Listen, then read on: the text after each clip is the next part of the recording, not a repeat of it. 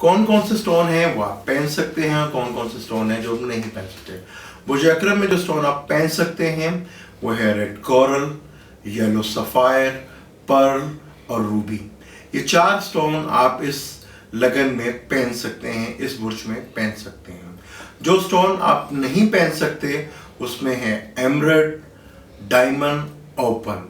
चाहे आपके जायचे में, हॉरोस्कोप में मरकरी और वीनस कितना ही अच्छा क्यों ना हो, आप ये स्टोन नहीं पहन सकते।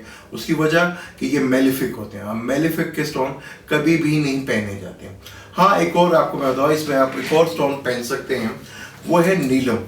अगर आपने देखे अपने हॉरोस्कोप में अपने देखना है कि आपके हॉरोस्कोप में सैटर्न जो है किस पोजीशन पे है, किस जगह है, डिग्री वाइज वीक है, ये कंबस्ट है, जब इसकी दिशा या पीरियड चल रहा हो तो आप ये स्टोन पहन सकते हैं, लेकिन सेहत के साथ कंप्रोमाइज करके।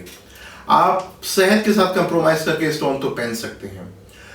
जैसे ही इसकी दिशा खत्म हो ये स्टोन आपको फौरन उतार देना चाहिए, क्योंकि इस स्टोन में आपका मेलिफिक है असेंडेंट से।